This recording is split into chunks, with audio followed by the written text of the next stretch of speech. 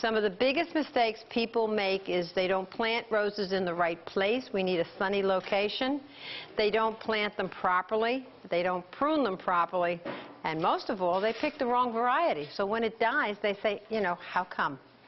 And some varieties are just tender. And if you really love it and you really want it, you may have to do a little work to keep it over the winter.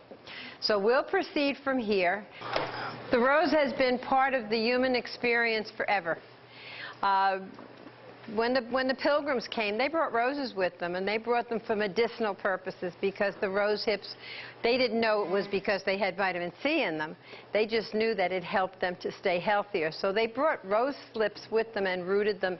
And so roses have been in, I mean, you know, you've heard of the War of the Roses. Well, roses have just been so much a part of our history that people love them. There's something about a rose that no other plant can take its place. You get a bloom from spring to fall, and it's just, there's all kinds of roses to do all kinds of things. Choosing a location is extremely important. You want a sunny location, and you need about 6 hours for the fuller petaled blooms. If you have a somewhat shady area, miniatures and single blooms will do fairly well there. You want good drainage, and we'll talk about the soil, and we'll talk about making it. This is not my garden, by the way, but this is some of the way you can landscape with roses, because there's so many different kinds of roses that they'll fit into the landscape anywhere. Selecting roses, that's the most difficult part, because some roses, unfortunately, are what we call tender. They will suffer damage over the winter if they're not protected. Shrubs have become very, very popular, and because they seem to be a little hardier, they're on their own roots. These are all grafted. So these are hybrid teas. This is my garden, and part of my garden. And this is protected in the winter because it's sunny on 3 sides all day. And it's sunny, it's protected. So they would break dormancy, and that's what kills roses, believe it or not. It's not the cold weather, it's not the frost, it's not the ice, it's icy winds and breaking dormancy. Okay, most roses that you buy today, except for your shrubs, and of course the Austin roses are all shrubs, are grafted onto wild understock. That helps to give the bush vigor. And you can see where we say bud union. So when I talk to you about planting, you can see where it says bud union. You'll know what the area that I'm talking about. That's where the rose that's growing is grafted onto understock, wild understock. In this area, multiflora does the best. Most of the roses that we buy, unfortunately, come from California, and they're on Dr. Huey understock. Ever had a rose that it was maybe a beautiful white rose, and now all of a sudden it's got like purplish flowers? That's your understock growing, okay? Pardon me? Canada's great. Canada is multiflora. It's a hybrid multiflora that does really well. And Pickering Nurseries, which you can find online under pickeringnurseries.com, they do export to the U.S. Okay, the hybrid tea is what most people think of when they think of a rose. It's the classic, you know, American Beauty type rose, if you want to call it that. These tend to be somewhat more tender. A lot of the varieties, the lavenders, the yellows, and some of the pinks are very tender. Some of the reds are really hardy. So, you know, you want to see what's in other people's gardens, see what's in the botanical garden, see what's growing without any problem, and then you'll know that that's something that will stand up in your garden and take the winter. Of course, being an exhibitor, you know, I cover all of these in the wintertime. Cover them with what? I make styrofoam boxes. I'm not sure if I have a slide. I may have. Styrofoam boxes are really easy to do, and if you have just a couple of bushes that you just put a couple of pegs in the ground 2 inches apart, slide the styrofoam you know, into that little area, and put a styrofoam cover on it, and tie it up with some rope so it stays put, and you can protect, you know, several bushes. Spring to me every year is so exciting because to go out and watch the roses bloom again is just like too much. Floribundas will give you a lot of flowers. They're almost a shrub type rose, but don't be fooled. Some of those can be tender too. But some of them now are there's a list of disease-resistant roses, and the ones that are on that list over there that I brought also are pretty hardy. So, and now that we're getting some roses that are being tested throughout the country called earth-kind roses. And they're roses that will stand up to the winter and are pretty much disease-resistant. So they've been testing, and they will be testing for the next couple of years. So if you see an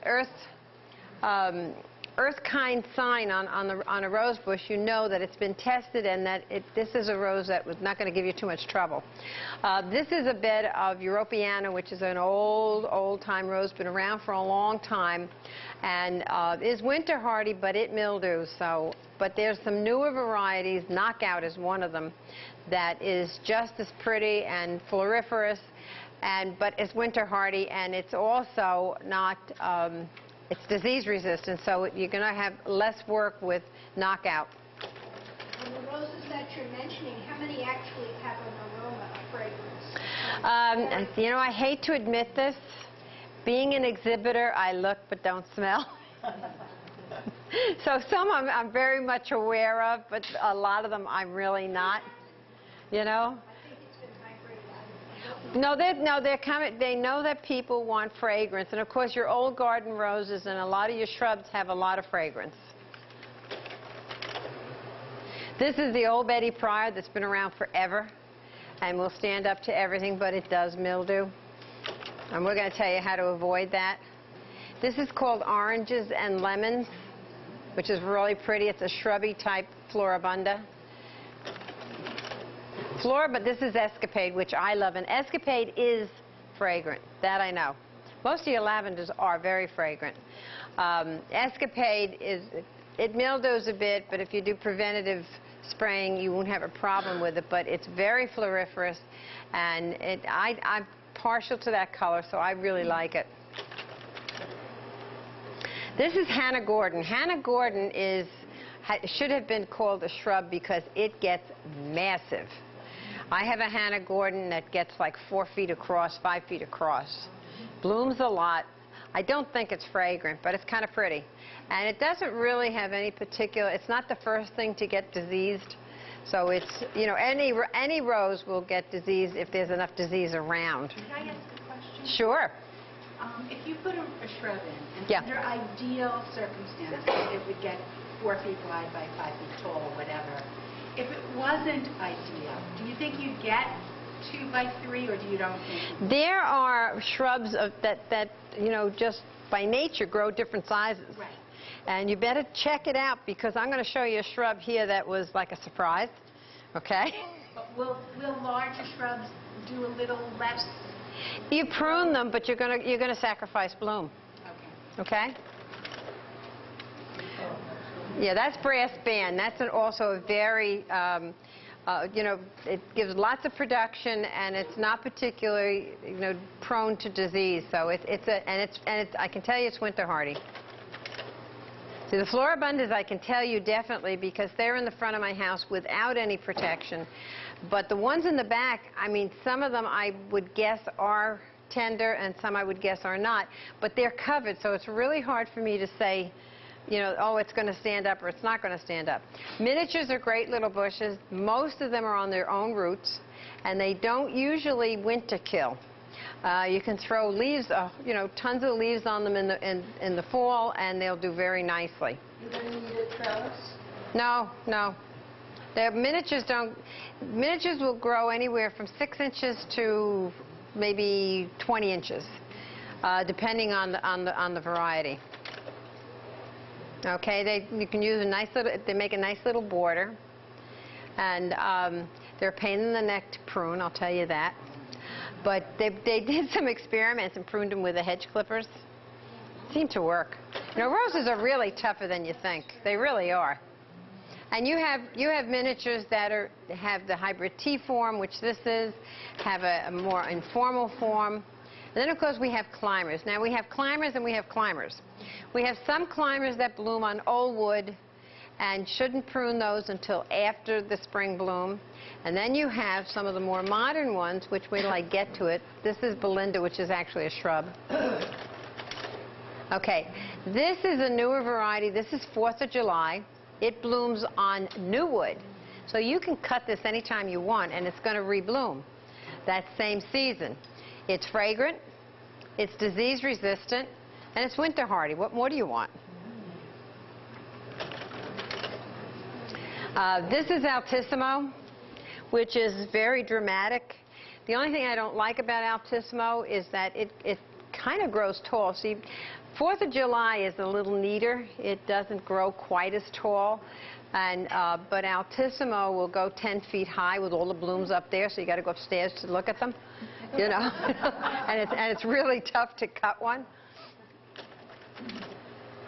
All right, now this, okay, this is a miniature climber called Jean LaJoy.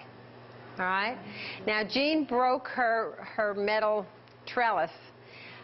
Demolished it. So when we put a new fence in, we put her in a cage. We actually built a cage for her, which she doesn't like, so she doesn't look like this right now. Hopefully she will get back to this.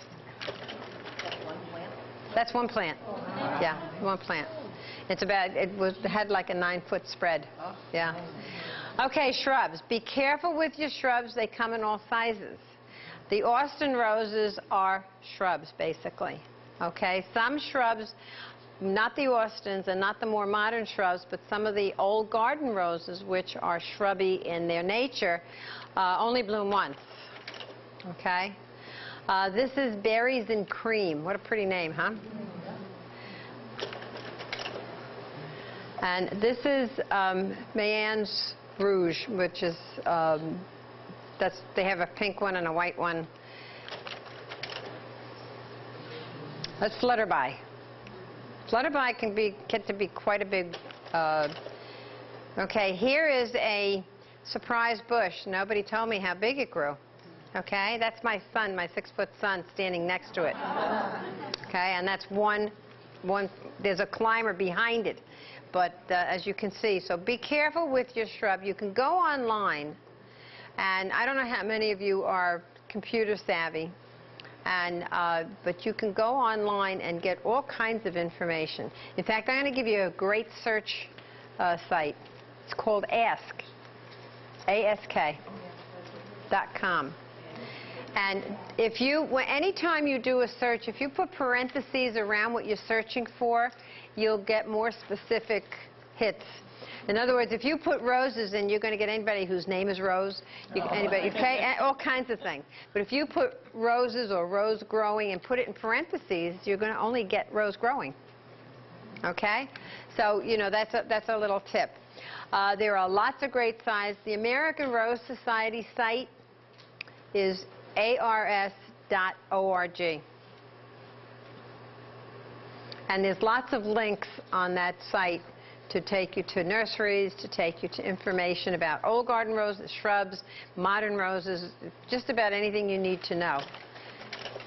Okay, now, you're all gardeners. I don't have to tell you about pH, do I? You understand about pH? Okay, roses like pardon me? Understand it, but don't do it. Well, let me tell you something. You will benefit so much. All you need is a little cheapy meter that you buy in the hardware store or in a garden center, and you can test you got to do several different places. Test your pH. Roses like around 6 to 6.5. Okay, if it's too alkaline, nitrogen's not going to get to them, and if it's too acid, nitrogen's not going to get to them. And all your organic materials are acid. Your sprays are acid. So if you're constantly putting that stuff on, I'll tell you something else I learned about compost. Okay? Compost decomposes, and what happens when something decomposes? The particles become very small. And what happens when you have small particles in the soil? Your soil becomes compact. Okay? So I never put compost on or any organic material on that I don't add a lot of sand. And when I plant, I use 1/3 sand, 1/3 compost, and 1/3 soil. Now, when we put this garden in, we used a lot of compost. Well, that was great for about 6 or 7 years. Then the soil started to become compact. I used lots of gypsum, and I actually went around and poked holes in and poured sand in. Because if you don't have air in the root system, you're not going to have, your bush is going to die. It's going to just deteriorate and deteriorate and deteriorate until it finally just dies. So pH is probably, pH and water are the two most important things in growing roses.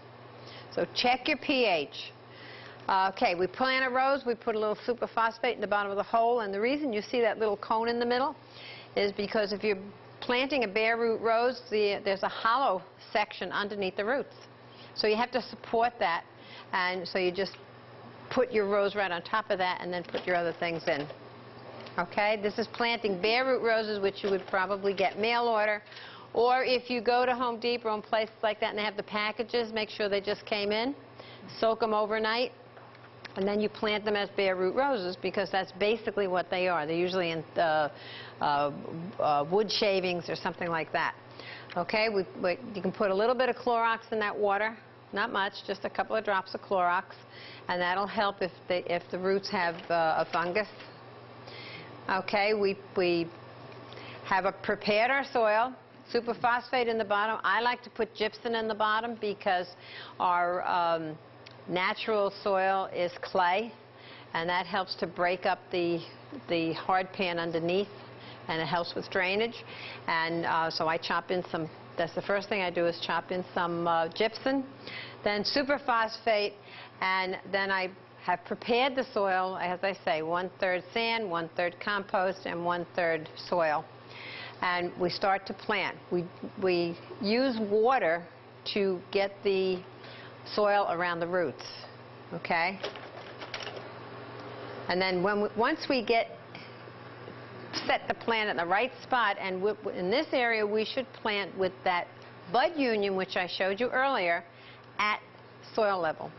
Okay? If you put it below, it's going to own root. If you put it too high, it's going to suffer some winter damage. Then you hill it up as much as you can to protect the canes, keep the canes from losing their moisture until the roots get started. Okay? And then what I like to do is I like to put a paper bag over them and peg it down for a couple of days just to help keep that moisture and keep the sun from drying the canes out. Now, you prune the roots before you plant it. You just clip a little bit off the end of each root. Of course, any broken roots you cut off. And you prune the top a little bit. Okay, so because like any other plant, when you cut, it says grow. So that's what you want to do. You want to give this plant a message that your dormancy is over. Let's go. Potted roses come in pots. Some of them come in boxes. Please don't plant the box. They say it's biodegradable. It is, but in the meantime, the roots form a box of their own, and they stay that way. Okay, here you see the box being taken off. All right? And you do the same thing you do with a houseplant that you transplant. You break those roots up so that they won't keep going in a circular motion. And now we're going to be careful, because when you get a potted plant, normally it's planted in that pot with the bud union high. Don't plant it that way. Plant the bud union where it should be, which is at ground level. Okay? And you prepare your soil the same way. And if you do a good job, and don't fertilize them, by the way, till after they bloom. If you do a good job, come June, middle of June, the end of June, you're going to have blooms. In fact, roses are really fun. If you plant seeds of roses, just experiment, and it's amazing. 6 weeks later, they bloom once they germinate. And you say, oh my God, this little tiny, nothing, and it blooms. Okay, pruning. Another thing that people have trouble with, and I'm going to show you some. I brought some stuff with me to actually show you because it's very difficult to show it by slide. If you prune properly, you will have lots of bloom. And one little hint, the weaker the bush, the harder you prune. It's very hard to do. You have this little, you know, lousy bush and you say, oh my God, I can't cut anything off this, but you have to, okay? And this just gives you a bird's eye view. There is material over there that I brought on pruning because it's pretty, you know, there's different kinds of bushes and you prune them different kinds of ways. The hybrid teas, you leave fewer branching, as you can see there. The floribundas, you leave more branching. Okay, that is called, the growth coming out is called an eye, E-Y-E. And wherever that points, that's the direction that the plant will go. So if you have a walkway near your roses and you don't want the roses growing over the walkway, make sure that you prune to an eye that's pointing in the other direction. Now you want to try not to prune to the center of the bush. In my garden, I don't do that because as you could see, my walkways are very narrow.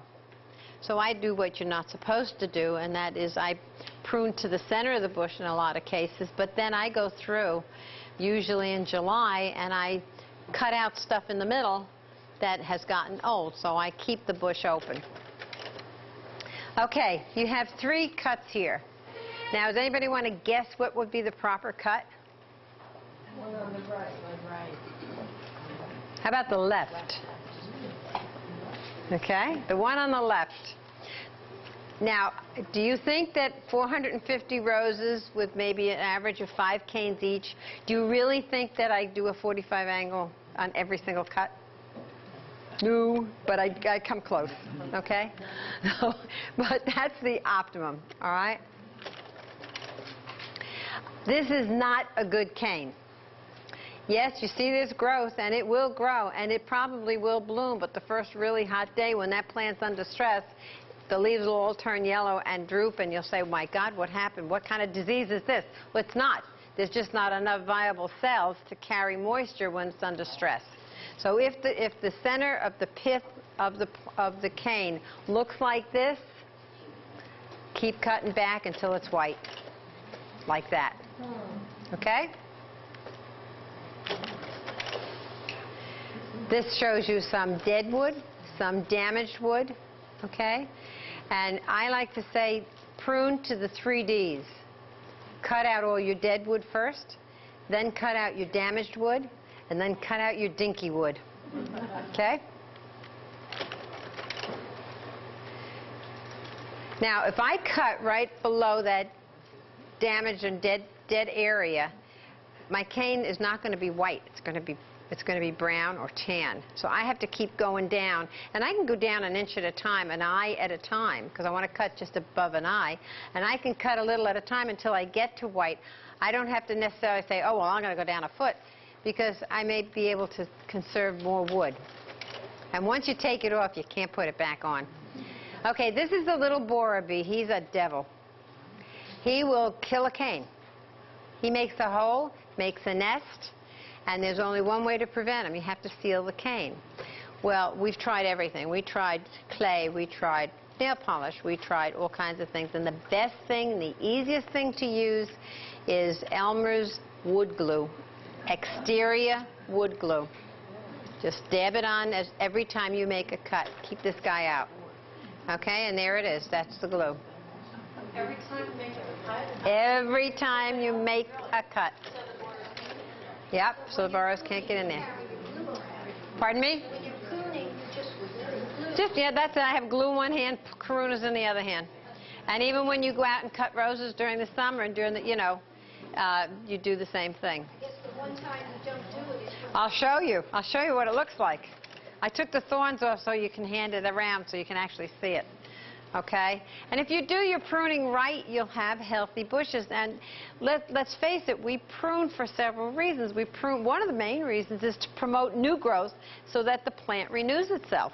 If it doesn't renew itself, eventually it's going to have a couple of blooms on top and die. Okay? I have bushes some of the bushes that you saw in my garden are 35 years old. Okay, and they're still blooming. Okay, roses are ferocious feeders. Your gardeners, I don't have to tell you what nitrogen, calcium, and iron and those things are. You understand what they are.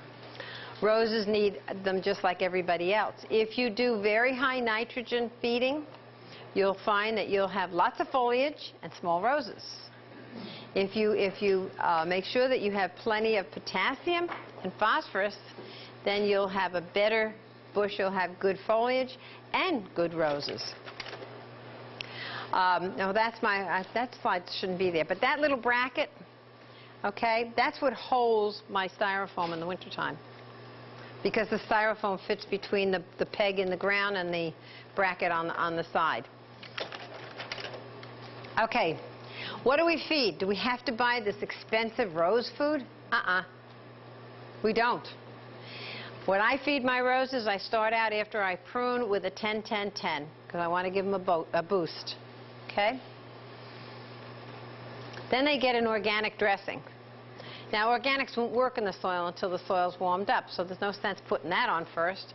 Put that on maybe the end of, middle of May. Okay, you can do and it can be composted cow manure. Dehydrated is better. It's more economical because even though it's more expensive, it's more concentrated. It can be compost that you make yourself. Okay, but give an organic dressing, because those worms do their work, and roses love organics anyway. Okay, after the 10-10-10 feeding once a month, you want to give them 5-10-5 is fine. That's absolutely fine. Do a 5-10-5 feeding until, well, the beginning of September would be the last feeding. Maybe the middle of August would be better. Okay? You can use Miracle-Gro in your spray material if you like. That's fine. There's no problem with that. Roses like it. But if you just depend on that, it's not going to be enough. But if your pH isn't any good, I don't care what you give them. You're not going to be able, they're not going to take up anything from the soil. So that's the prime thing is pH. And the other thing is never feed a dry bed. Make sure the bed is good and wet before you feed, and make sure it's good and wet after you feed. I usually, with that many roses, try to save a few gallons of water, and what I do is I wait until I hear that it's going to rain like anything, and I run out there and I spend the day before feeding the roses and let Mother Nature take it in. Okay? And they always reward you. If you treat them well, they really reward you beautifully.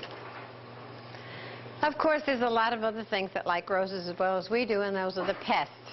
Okay? I don't usually spray until I see damage, and then I use an insecticide. And you can use Safer Soap. You can use, it depends on how tolerant you are of problems in the garden. If you don't mind some damage, you can use like Safer Soap. But if, you know, because I'm an exhibitor, so I won't tolerate anything, so I use chemicals. And basically, any good general insecticide will do. There's a couple of specific pests that are difficult to control because they took off the one product that really did the job, and that's midge. Midge you don't see. But if you look at 1, 2, 3, 4, okay, the fourth one, that's midge damage. The very top of the cane has a little burnt foliage on it, and you have very little bloom. Because what midge does is it plants itself, it lays its eggs in an immature emerging bud. And the egg feeds on that.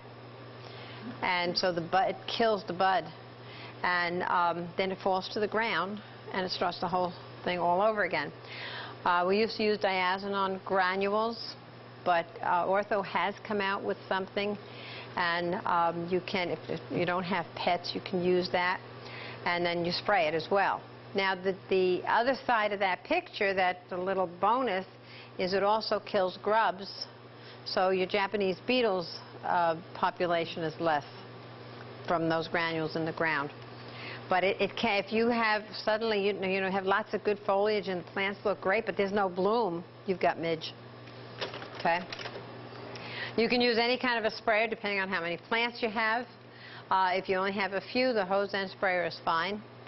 If you have more than a few, you want to be a little more economical and use a pump-up sprayer, which I can't use because I have to stand on my head.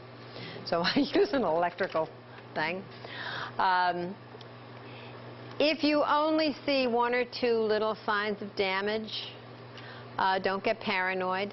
You know, I mean, I spray regularly for disease, but I don't put insecticides in every single spray if I'm not seeing any problems.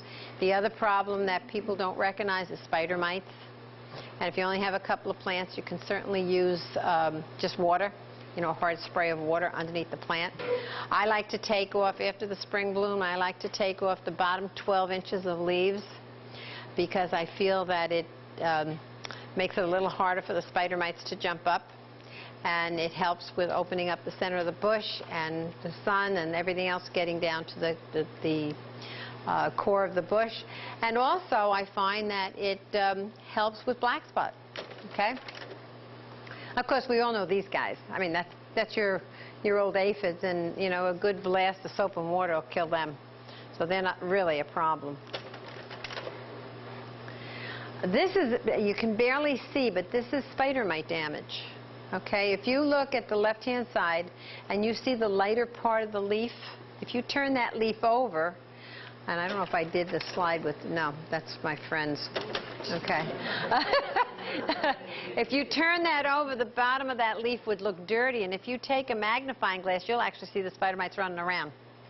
Okay? And take off the bad leaf. You only have one section. Take the leaf, you know, just snap it off. Does that help prevent the rest of it? Or well, it helps to some degree. And in hot weather, they are ferocious. The spider mites. They, I mean, there are chemicals that you can use, but they're usually expensive. And if you have just a couple of roses, you can't buy a small enough quantity. But you can use like wilt-proof. There's several things that you can use, that anything that would suffocate them. And of course, just a good hard spray of water to the underside of the bush helps too. What about the Japanese beetles? Here they are. Okay, they're prolific, aren't they? Yeah. What do? I squash them.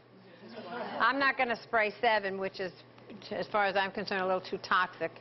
And if you only have a couple of bushes, I'll give you something to try. Windex with ammonia. They don't like it. without the traps? No, you know, give them to your neighbor down the street. I mean, why do you want to send out a signal that says, hey, come here? You know.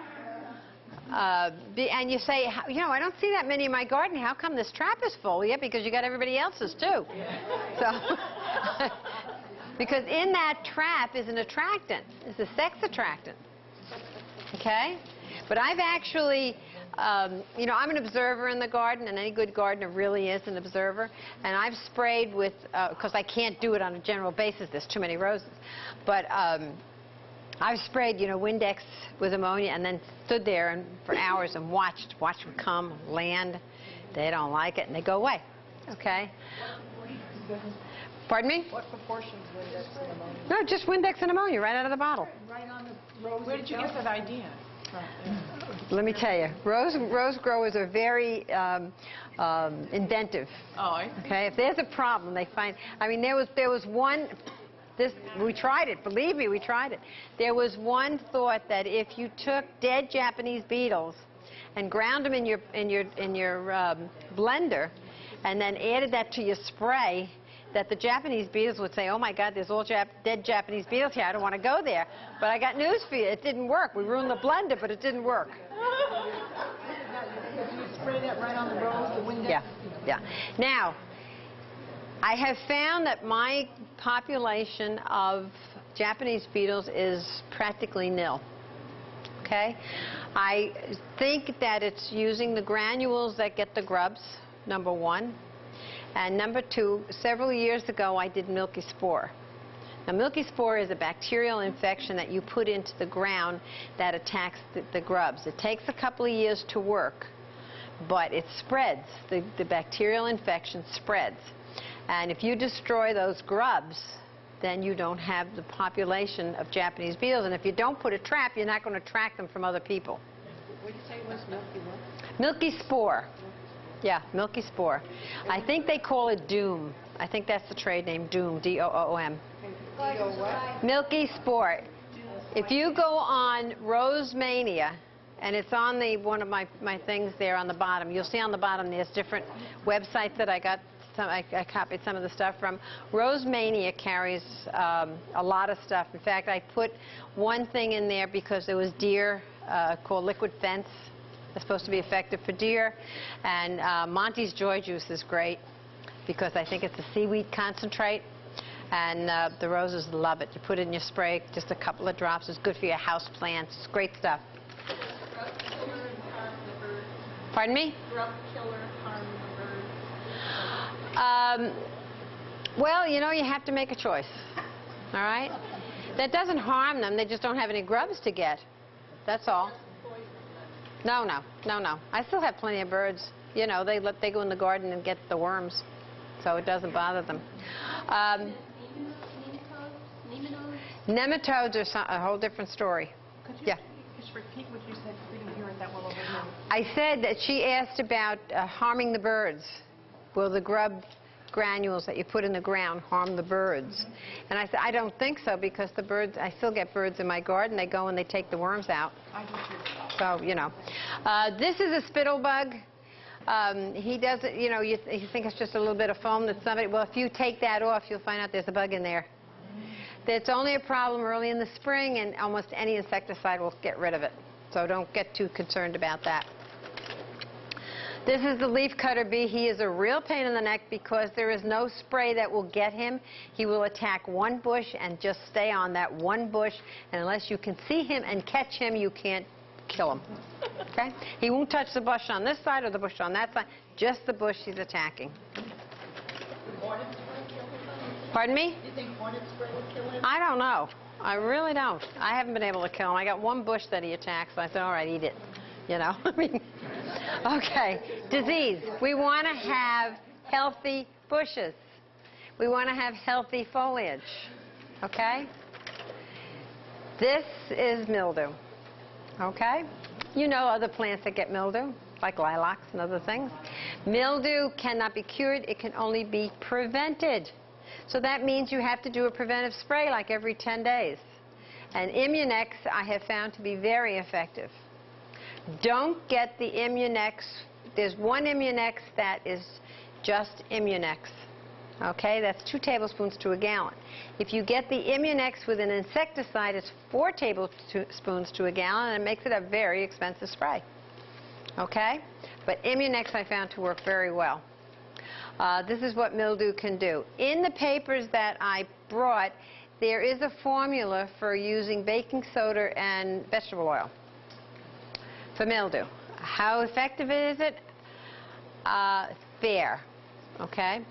So if you have a bush that really gets infected with mildew, it's not going to work. Perfective, cause a little wash sometimes early in the morning so it dries off. Baking soda and sun spray. Copper, sulfur. See, we have more trouble with black spot and mildew than we used to have because the air had sulfur in it. Now it doesn't, because they've had all these environmental things that they do. But if you use sulfur, garden sulfur, except you can't use it when it's hot, it does a good job. Okay? This is black spot. We all know black spot, don't we? It'll defoliate a plant for you. It'll also weaken it enough so it'll probably die over the winter anyway. Again, preventative. You cannot basically cure it. So what you do is you take the leaves off that you see that are infected, you pick them up off the ground, and you start spraying. And eventually you'll clear it up. Now, I found Daconol to be the most effective of the mildew, the black spot sprays.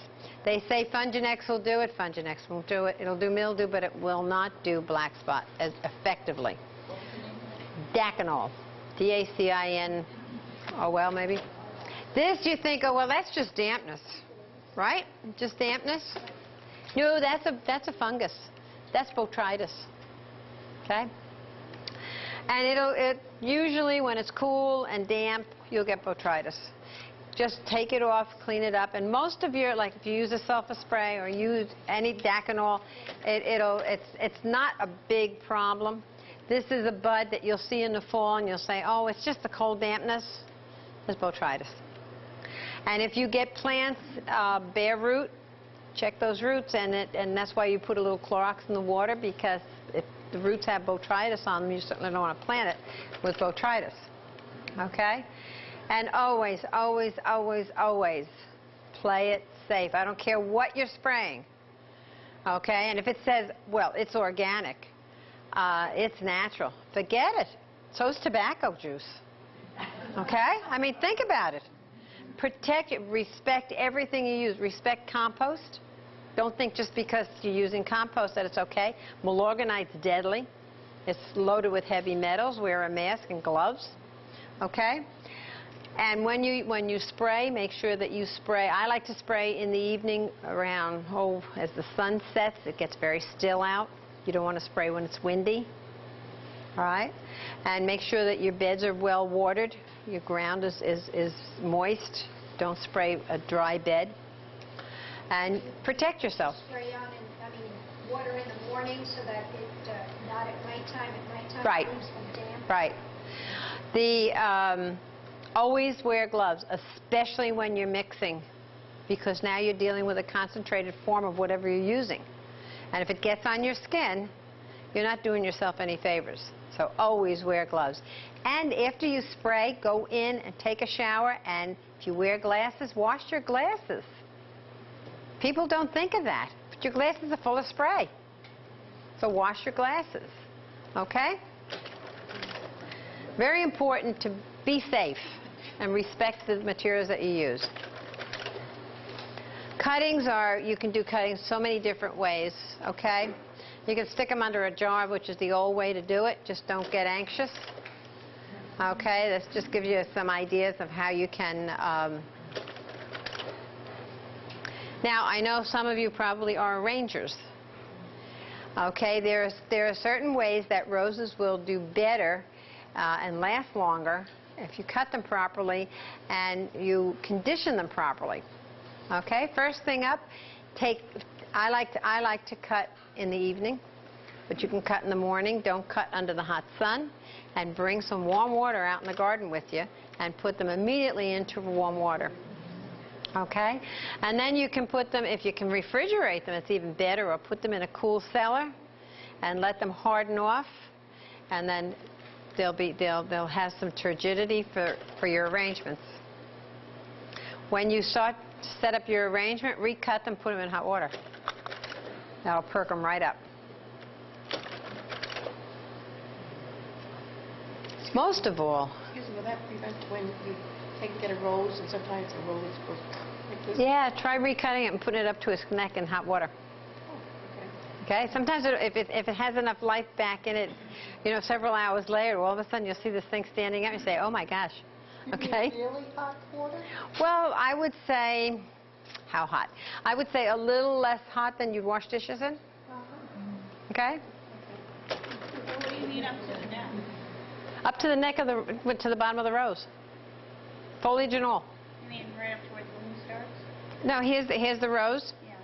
Go right, put it into water right up to the base of the bloom. Did you lay it down or just let it stay in a... I've seen it laid down, but I like to stand it up. Okay? And just in case you think that roses are just impossible to grow and I can't grow roses, I want to show you this plant that's coming up through the cement. Okay? Nobody sprays it, nobody prunes it, nobody does anything. Okay? This is in Seattle. All right? What kind of roses? Okay? It's an old climber, I'm sure. Okay, this is Marilyn Monroe, by the way. Yeah, pretty nice rose. I think it's a little tender, though. I have it protected, but it really puts out a lot. I'm going to show you a little bit about pruning. First of all, good gloves. I love the mud gloves, okay? I find that they stand up the best. I don't get pricked. I used to use, goat skin gloves, and they're wonderful, except that if you get them wet, they get stiff. These don't. Okay? And they're about $8. They're not expensive. Mud gloves, that's what they're called. Mud gloves. A lot of the garden centers carry them now. Pardon me? Yeah. I guess they're rubberized, but they're easy to, you have, some of the rubber ones are very stiff. These aren't, okay? Yeah. Okay. Now, if your hands are like mine and, old and arthritic, these are great because you use two hands. It's not constantly this in pruning, okay? So I use these, and I like this because it's small and I can get into the canes. I had trouble finding them, but so I bought two just in case. I never find them again. Usually they're very long. Yeah, you don't want the long ones. Yeah, they're too long. The shorter one, we have better control. I mean, the long ones, you're back here, you can't even see what you're doing. And in my garden, if I did that, I would get pinched in behind. So, of course, your regular pruners, you want what's called. Let me see here. Pardon me? What diameter branch would that cut? This cut's pretty thick. An inch? Oh yeah. I don't know, one of the garden centers. Just keep your eyes open. You can probably find them online too. And of course, your good old Felco type pruners. You don't have to be Felco type either. I have bought these in the dollar store, not for $1. I mean, in a like Odd Job, one of those stores, for a couple of bucks. And they work just as well, okay? All right, now.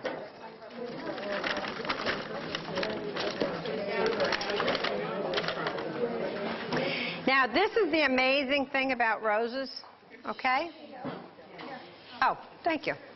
That helps.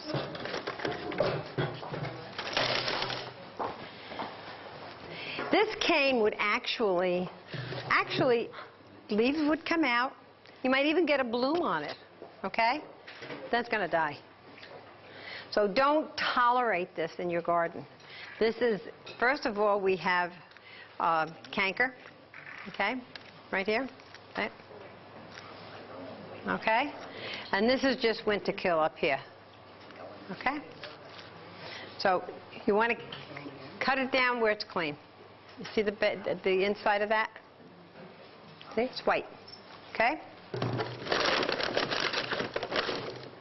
Now, if this were a floribunda, right, I would cut where I see an eye coming out here. I would cut out the center thing, get rid of it altogether so it opens it up. And I would cut this. This I would cut off. It's too small for anything because everything that emanates from a cane is going to be smaller than the cane it came from. So, if you leave something like this, what are you going to get? Something that's thread thin, okay? If it were a hybrid tea, different story. Then what I would probably do is I would probably take it down to here, okay? And then cut this back, okay? So if this were a hybrid tea, first let's prune it like it was a floribunda. Okay, we'd cut that. We take this out. This I want to go away from the center of the plant, so I'd cut that one. This I want to go, I've got one going this way, one going that way. Well, if it goes that way, it might cross with this one, so I think I'll use this one here. Whoops. And then this I'd take off altogether. What about the David Austin? Austins, you can leave a little more, any shrub, you can leave a little more twigginess, but not too much. You want to take it back a little bit, okay? Now, if it were a hybrid tea, I would change my technique, and I'd bring it back down like this, and that's a pretty small cane, so I would bring that down to there, okay? Now, if there was other canes on this bush, I might, see, here's an eye here, I might go all the way down to there. Oh my goodness. Okay? Okay? All right? When do you do this pruning? Now. Now? Now. And you'll have blooms this year? Yeah, sure. Okay? Oh, another thing you can give your roses that they like is they love Epsom salts, which is magnesium sulfate. Okay. I'm going to pass, where did I find it here? Okay, here you'll see there's a borer hole. A borer hole. Remember I showed you the little borer that goes down in the cane? Okay, there he made a hole. Okay? And it killed this part of the cane. Of course, eventually this is going to die too, because there's not going to be enough cells in here to maintain, when it's under stress of a hot summer day. Okay? One of them I took the canes off so you could actually, wait a minute, where'll I find it? I'd keep cutting back until I found it clean. Okay, I'm going to pass this around. This is a borer hole, and if you look at the other side of the cane, that's how far he went. Killed the cane. Okay? I took the thorns off so you don't have to worry about getting pinched. So that bush is dead? That cane. Just that cane. Not the bush necessarily. No, they attack other cane. No, he makes a nest in there. And he does, go to another cane and do another cane. All right? And then, Down into the soil then, clean. well, it's not so much going down into the soil. They can go down all the way to the base of the plant. They usually don't. They usually go down several inches and make a nest. And sometimes if you cut that nest open, you can see them in there. I mean, it looks like black gravel. How did you Okay. know that that was in that before you cut the borer? Because it's got a hole. You saw the hole right through the top. Wow. You'll see it when that comes around. Hours do you spend in your garden? Some of those things you cut off, can you put in water? No. No. You don't want to compost anything from the rose garden. If you do compost, do not put your leaves in, do not put your spent blooms in, do not put your canes in. Nothing from the rose garden into the compost. Okay? Because what you might do is promote disease yourself. Yes? Okay, the question is, is it true that you're not supposed to plant a rose where a rose was planted? No. Not true. Provided you prepare that soil, basically. Now, they claim that if you make a water solution with B1 in it, B1, the vitamin, okay, take a regular vitamin, crush it up, dissolve it in water, and throw that in the hole, that if there's any soil fungus from the old rose, that'll take care of it. I don't know if it works. I try it, but I mean, I do it, but I don't know if it works. Okay? All right, this is just a dead cane. Okay? A little bit because it's old, a little bit because it got winter damaged. And roses get winter damage from wind, and they get winter damage, they get dead canes from starting to sprout, okay, breaking dormancy in the winter. Like in January, okay, things broke dormancy, then it got cold, the cells are full of fluid, and they burst. They freeze and they burst. Okay? Now, believe it or not, I found this really fascinating when I read it. Some roses produce more of a chemical that's like an antifreeze than others. That's what makes some tender and some hardy. And I found that leaves that retain their leaves through, till it gets cold, they don't start to drop their leaves. Those are usually more tender than the ones that drop their leaves. They seem to have a different chemistry. And so that might be a hint for you that if you see something that's retained its leaves, pile up the mulch and use it as a winter protection, and then you can just spread it out in the spring. You're talking about pruning in the springtime. Suppose you had a rose bush that you had to move. Now. And kind of what is... Okay. Cut it down to... If it's a really old bush, you may not be successful. You want to try to move that in as much as possible, okay?